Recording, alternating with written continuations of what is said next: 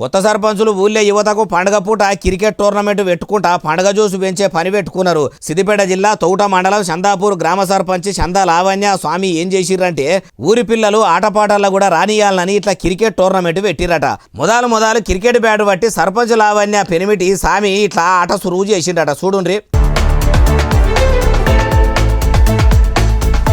వారెవ్వ bat పట్టి బాల్ను బైరు గుంజంగానే శంగశంగి ఎగురుకుంటా పోతుంటే ఆడున్న చిన్నోళ్ళు పెద్దోళ్ళంతా కీకెలు పెట్టి సీటీలు కొట్టి బొబ్బలు పెట్టిరట. యువ సర్పంచులు ఇట్లా యువతను ఎంకరేజ్ చేసుడు చాలా మంచుకున్నదని మురిసిపోయినరట. అట్లనే క్రికెట్ ఆడి గెలిచిన మొదటి జట్టుకు 2500, రెండో జట్టుకు 1500, మూడో జట్టుకు 1000 రూపాయలు బహుమతులు కూడా ఇచ్చిర్రట.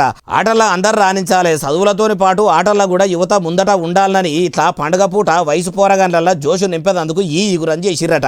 అయ్యా పల్లె ప్రతి సర్పంచ్ కూడా ఇట్లనే యువతను ఎంకరేజ్ చేసుకుంటా అటు ఊరి ప్రజలకు అవసరమైన పనులు చేసుకుంటా పోతే ప్రతి గ్రామం ఆదర్శ గ్రామం దానంతలు అదే అవుతుంది అంటుర్రు ఈ ముచ్చటినోళ్ళు.